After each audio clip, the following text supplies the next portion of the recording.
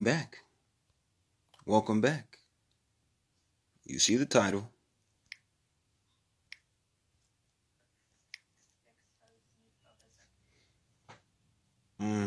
You see the title. You see what it is. We got a live lecture. 7 pages. 7 fucking pages. 7-page live lecture on how the Divine Mother and Leviathan connect. So if you're ready, drop some fire. Drop some fire emojis. I want to see some hearts. Let me know you're ready before I start diving into this shit. Let me know if you're ready, because we're going to connect the Divine Mother to Leviathan. Just so you know I'm not fucking capping.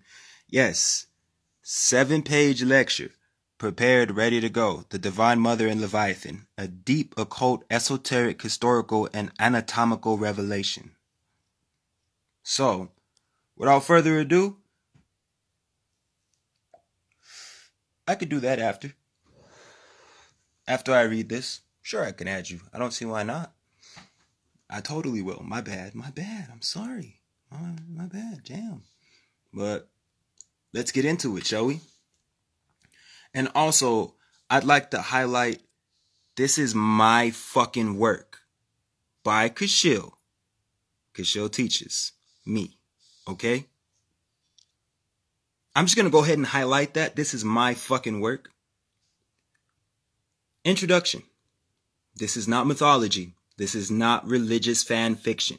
This is the occult map that every civilization encoded but never fully explained in one piece, like I'm about to.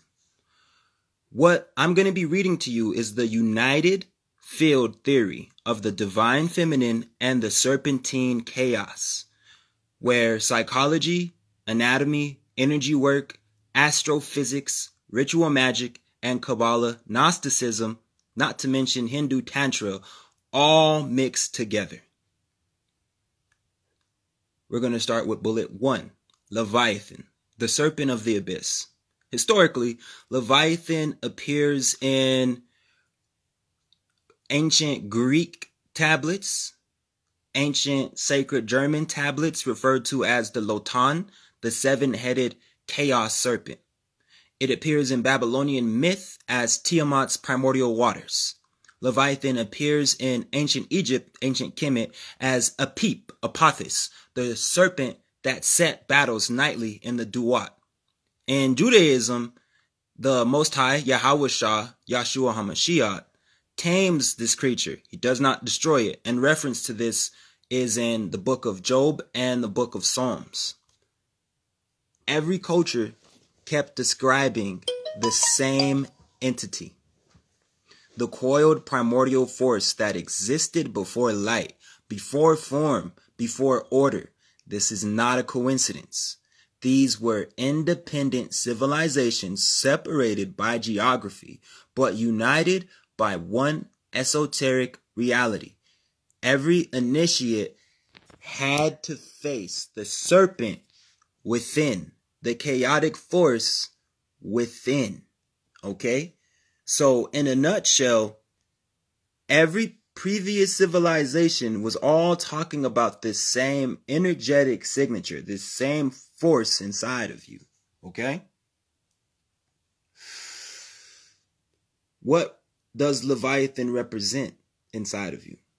Well, in the human body and in the human psyche, Leviathan corresponds to your lymphatic system, your emotional ocean, your fear, your rage, your desires, and your trauma.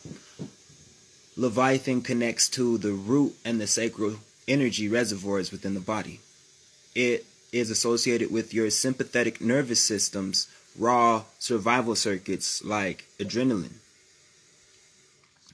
Leviathan is associated and connected to the Kundalini before awakening. It's still coiled, dormant, and very reactive. Leviathan is associated with the unprocessed shadow, those memories, emotions, and ancestral debris that needs to be cleared. In ancient Kabbalah, the Leviathan is associated with the Tehom, the deep waters under Malkuth, or Malkuto.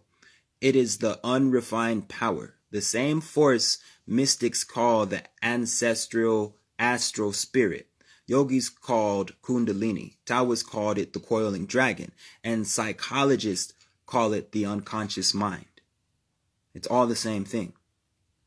Now, the Divine Mother. The wisdom. The womb. The Divine Mother. Shekinah. Sophia. The Shakti. Bina. These are all the same energy under a different name. It is the cosmic principle that shapes chaos into creation. She's not separate from Leviathan. She organizes Leviathan. In her historical faces, like the Egyptian Neith, who gave birth to the gods, in the Gnostic Pistis Sophia, who descends, suffers, and rises again, in the Kabbalistic Shekinah, the exiled divine feminine presence, in the Hindu Shakti energy, the energy that awakens the Kundalini, and also associated with the Mesopotamian Namu, the primordial ocean womb of all creation. Bina, the third Sephiroth of the Ein Sof on the tree of life, literally means understanding, the womb of consciousness and understanding that folds chaos into order. The lost 13th principle. Now, we all know about Abraham. What's up, Wagwan? And we all know about the 12 tribes of Abraham, 12 sons of Abraham. But there was a mention of a daughter. Her name was Dinah or Diana, right? The forgotten Donna, the forgotten bloodline. This part also is a long-standing pattern because you have the 12 tribes plus Diana, making 13. You have the 12 zodiacs plus the Omphicius, the serpent bearer, making 13. You have the 12 cranial nerves and the vagus nerve, making 13. You have the 12 disciples and Jesus, making 13. You have the 12 constellations and the galactic center, making the 13th gate. Every tradition hides the divine feminine behind the number 13. It's 12 plus the hidden 1. This is the formula. She is the key to integrating the serpent because she is the one who guides the serpent. That's why they removed her name. You ever wondered what the Holy Spirit was? You got the Father, the Son, and then the Holy Spirit. It's the Divine Mother. It's the fucking Divine Mother. So, how Leviathan and the Divine Mother interact. And don't worry for you guys coming in late. I'm gonna go through all of this all over again. Here's where things get scientifically, spiritually, and psychologically profound. Leviathan rises, translating out to raw energy. The Divine Mother organizes. That's her intelligence and receptivity. The heart cohorts over the emotion. This is the electromagnetic energy field stabilizing. The pineal gland and pituitary gland being crowned. This is your mark of illumination, the halo developing. A new conscious is born. This would be the Christos, the Horus, the Haru, the golden child. This is the real meaning of Moses lifting the serpent, Shiva uniting the Shakti energy, Horus born from Aset after facing Set. Christ's baptism, the water and the chaos plus the spirit of the dove. Revelation, the woman and the dragon. The ancient initiates encoded the same neurological, anatomical, and energetic event. Let's start with the macrocosmic parallels, as above, so below. Okay? In the cosmos, Leviathan represents the dark matter ocean, the unorganized potential. The Divine Mother is the galactic womb, the nebulae that births stars. And their union, that is the formation of galaxies and life. In society, Leviathan is the collective unconscious, instability, and chaos. The Divine Mother is culture, wisdom, and traditions, stabilizing principles and morals. Their union, new civilizations and spiritual nuances, new renaissances. Now for the occult receipts, how magicians and mystics and scholars use this knowledge, like in the Kabbalistic tree of life and death, like in the Kalipoff, like in Gnosticism. Kabbalists taught the great sea, Bina, shapes the serpent of the water. Gnostics taught that Sophia redeems the power she fell into. Tantrics taught that Kundalini rises only when Shakti calls it upward. Egyptian priests taught that Aset subdues Apip through divine breath and hidden names. Every system said the same thing in different fucking languages. The divine feminine is the intelligence that tames and transforms the serpent, aka the human spirit, the multi-light, the multi-ray spirit, the hue man. You have to understand, hue is a light spectrum, the 7 rays. So why does this matter? Well, people today feel the rising of Leviathan inside of them. The emotional overwhelmingness, the anxiety, the shadow eruptions, the trauma resurfacing, the psychic sensitivity increasing daily. You guys need to understand this breakdown because the divine feminine principles help you navigate it. Her principles are the grounding, the inner wisdom, the rituals, the breath work, the intuitive awareness. What I'm teaching hits harder because I decode what ancient systems scattered in fragments across continents. I take the mystery and make it living, human, and workable again. Now, time for the final synopsis, okay? I need you guys to understand that Leviathan is not a monster. It is your power of refinement, not something hiding in the ocean. The Divine Mother is not a soft goddess archetype. She's cosmic intelligence that can create or destroy. When the serpent rises and meets the Divine Mother, illumination, enlightenment, and self-development occurs. When they are separate, chaos and destruction reign at all-time highs. When they integrate the Holy Child, the awakened self, you, is reborn anew. This is the true meaning of the serpentine path. The pleroma, the Shekinah's ascent, and the Christos oil rising, the Dejet pillar activation, and the inner resurrection of Christ. This is what I've been teaching you. And this is why so many people support me. And this is why people continue to follow me. Because no one else is decoding the ancient universal patterns with this much clarity, depth, and authenticity that I'm doing, without sounding too authoritarian. So let me go all the way back to page 1 and run through this shit one more time. And again, if you're ready for this, if you're finding value in this, drop a heart, drop a like, show a 100 emoji, why don't you? Share it to somebody who you think needs to understand the connection between the Divine Mother and Leviathan across not just one, but several, multiple planes, multiple realms of consciousness, multiple realms you can usually, like, literally apply this information to and tap into it instead of resist it. Because the Kundalini is going to rise. Your Leviathan's going to show up. Your Leviathan's going to rise. Regardless if you're ready for it or not. It's going to happen. Every fucking time.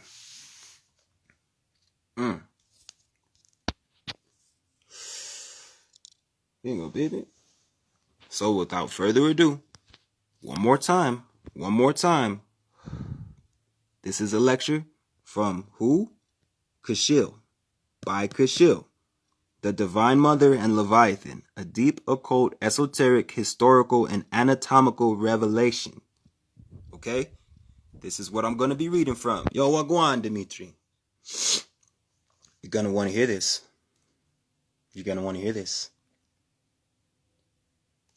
This is not mythology. This is not religious fan fiction. This is an occult map that every civilization encoded but never fully explained in one place. What I am reading is the unified field theory of the Divine Feminine and the Serpent of Chaos, where psychology, anatomy, energy work, astrophysics, ritual magic, Kabbalah, Gnosticism, and the Hindu Tantra all converge and collide, and basically show you nothing separate. We're going to start with Leviathan, the serpent of the abyss. Historically, Leviathan appears in Ugartic tablets as the Loran, or the Lotan, the 7-headed chaos serpent. In Babylonian myth, the Leviathan appears as Tiamat's primordial waters. In Kemet, in ancient Egypt, Leviathan appears as a peep, Apophis, the serpent that set battles nightly in the Duat. And in Judaism, Leviathan appears as the sea serpent creature Yahweh actually tames. He doesn't destroy him. Every culture kept describing the same entity, the coiled primordial force that existed before light, before form, before order. This is not coincidence. These were independent civilizations separated by geography, but united by the same esoteric reality. Every initiate has to face the serpent force within. You cannot escape the chaos within. What does Leviathan represent inside the human body? In the human body and psyche, Leviathan corresponds to the lymphic emotional ocean, your fear, desires, rage, and trauma, the root and sacral chakra energies, the sympathetic nervous system, those raw survival circuits in the brain. Leviathan is closely connected to the Kundalini before it is awakened. That coiled, dormant, very reactive energy waiting to be awakened within you. That unprocessed shadow corresponds with the Leviathan. Those memories, those emotions, all that ancestral astral debris, that energy trail you keep carrying around like a bag of luggage. It's all Leviathan. In ancient Kabbalah, the Leviathan is associated with the Tehom, the deep waters under Malkuth, sometimes referred to as Malkuto. It is the unrefined power, the same force mystics call the astral serpent, yogis called the Kundalini, Taoists called it the coiling dragon, Egyptians called it Epip, and psychologists call it the unconscious mind. Now, the Divine Mother, associated with wisdom, womb, and order. The Divine Mother, Shekinah, Sophia, Shakti, Binah, is the cosmic principle that shapes chaos into creation. She is not separate from Leviathan. She organizes the Leviathan energy. Her historical faces are the Egyptian Neith, who births all the gods. The Gnostic Sophia, when she descends, suffers, and rises again. The Kabbalistic spirit of Shekinah, the exiled divine feminine presence. In Hinduism, the Divine Mother is the Shakti energy, the energy that awakens the Kundalini. And in Mesopotamia, it was Namu, the primordial ocean, the womb. Bihina, the third Shifra of the Tree of Life, literally means understanding, the womb of consciousness that folds chaos into order. Now let's talk about the 13th principle, the lost 13th principle, because you had Abraham with his 12 sons, right? But he also had a daughter, Diana, and no one ever talks about Dinah. No one ever talks about her. But you have 12 tribes plus Dinah. That's 13. You have 12 zodiacs plus the serpent bearer. That's 13. 12 cranial nerves plus the vagus nerve. That's 13. 12 disciples plus Jesus, that's 13. The 13th is that serpent energy. That's that Leviathan force. You even have 12 constellations and the galactic center. 13 gates. Every tradition hides the divine feminine behind the 12 plus the hidden one. The hidden one plus the 12. 13. What's the 13th letter in the alphabet? M, my nigga. The divine feminine has always been hidden under the number 13. She is the key to integrating the serpent within because she is the one who guides the serpentine force. How Leviathan and the divine feminine interact. The eternal, internal alchemy.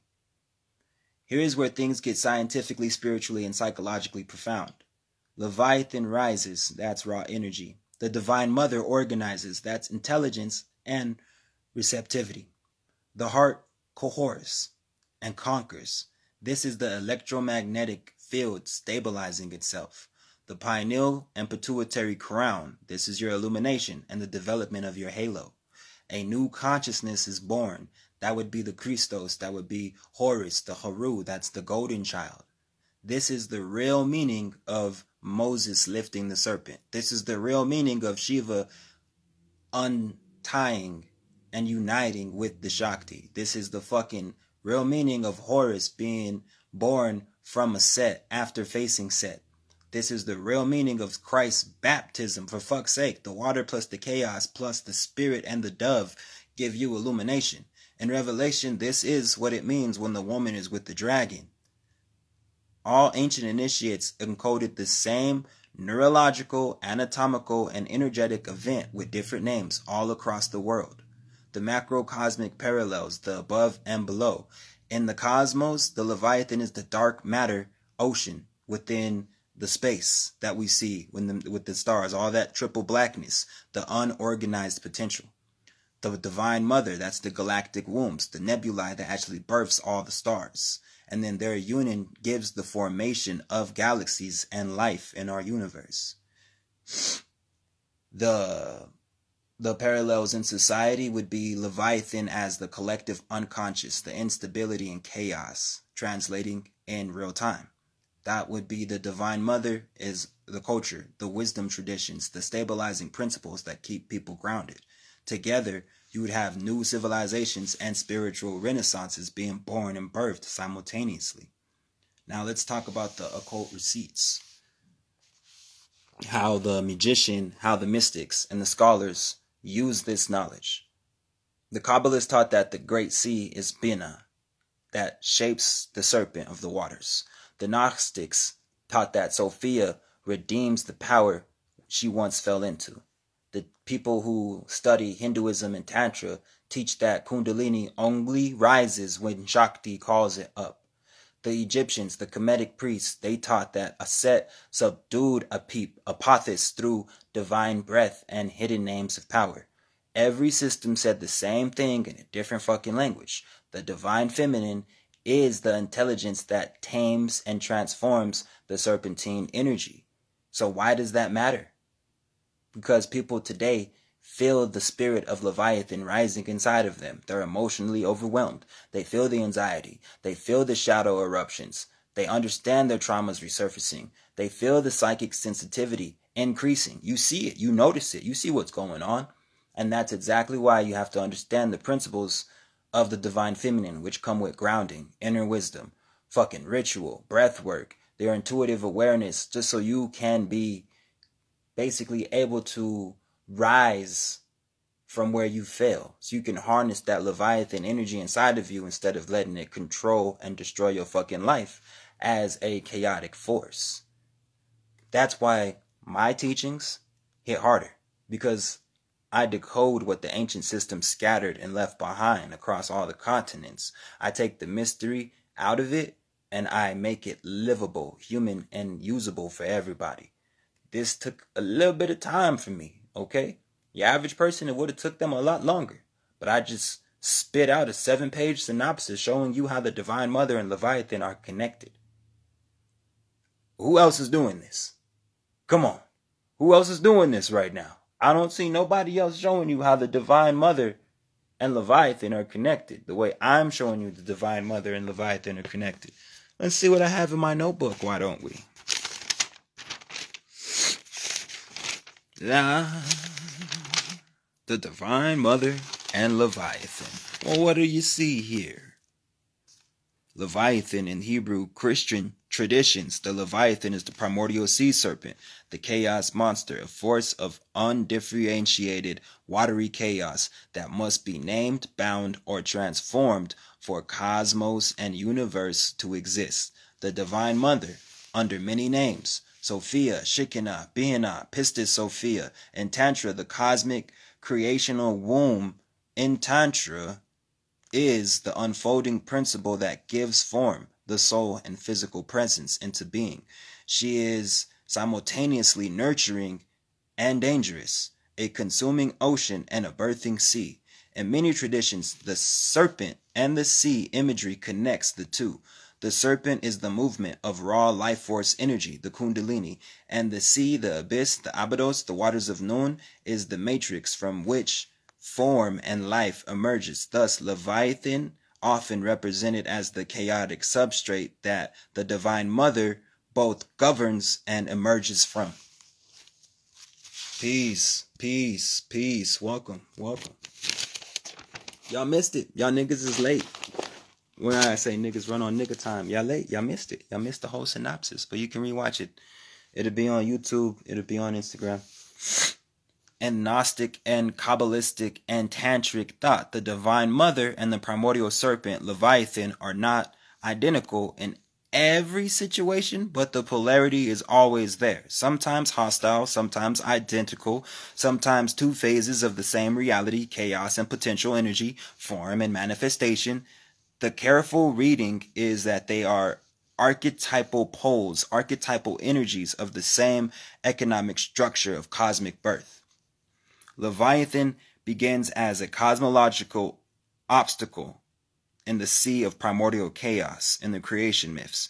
The Divine Mother begins as a creative source that may inhabit the watery domain life force energy. In Gnostic circles, Pistis Sophia represents wisdom, often associated and depicted as the female or the divine feminine animation who, through her ignorance or her excessive yearning, falls from the pleroma into the lower realms and produces the flawed creation of the demiurge and gives birth to the archons, only to rise up again as she plunges herself into the chaos, into the abyss, that serpent watery-like energy, to rise up and redeem herself. She simultaneously is a victim and a redeemer at the same time, as she fell into the sea of chaos that was ironically became the stage for her redemption.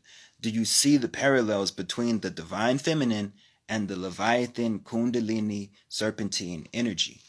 This isn't something you need to be afraid of. It's not something that's in the middle of the ocean hunting you down.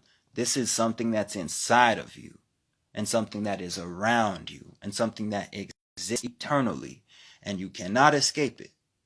You have to face this shit. And until you face this shit, it's not going anywhere. The untamed Kundalini, the untamed Leviathan energy is very fucking chaotic and detrimental to your health and your whole reality.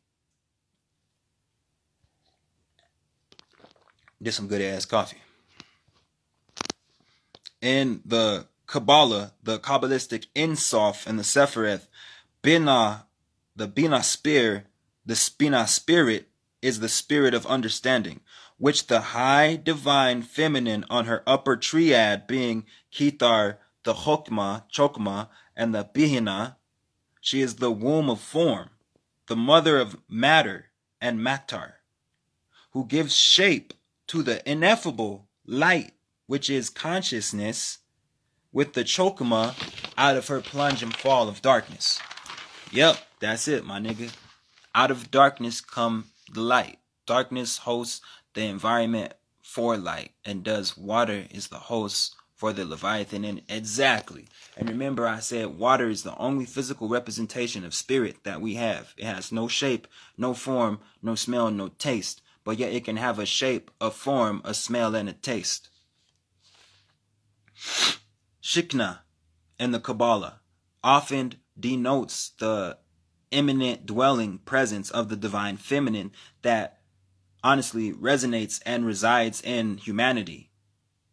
She's been exiled and then returns for the goddess we come from to the goddess we all must return. I mean, come on. The connection, the serpentine path, sometimes associated with the Kundalini, shows the channel by which the divine power descends or ascends. In the Sephiroth Insof and in many occult practices and many esoteric traditions, the divine feminine is invoked to tame, transmute, or nurture the chaotic serpentine forces, turning it from destructive into sacramental, aka rising the Kundalini into integrated enlightenment, integrated consciousness.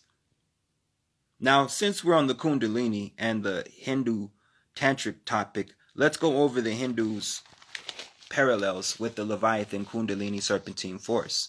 Now, from a tantric occultist perspective, Kundalini is the coiled serpent at the base of the spine, the raw potential energy, and Shakti energy, like Kali, Devi, Parvati, Tripunta, and Sundari, all are the divine mother in different aspects, the dynamic, the creative, and behind the universe. Now, the Kundalini is Shakti in a microcosm, the same force but localized. Kali, the terrible, the consuming, are Parvati, the loving and nurturing, are the two faces of the Shakti. Likewise, the serpent can be dangerous or liberating when awakened. Now, here's where the leviathan connection with the cosmic ocean and the serpents and the nagas in mythology play roles very similar to leviathan and the ocean as sources of chaos, and Shakti as the power that stirs and shapes it. Are you guys understanding? Are you understanding? That's all I got. Just a quick synopsis on how you literally, if you don't see it, you're not going to see it. But once you see it, you can't unsee it. But that's all I got. Remember, if you're finding value in my content, if you appreciate what I'm offering, go ahead and hit that Cash App, and I'll see y'all later. Peace.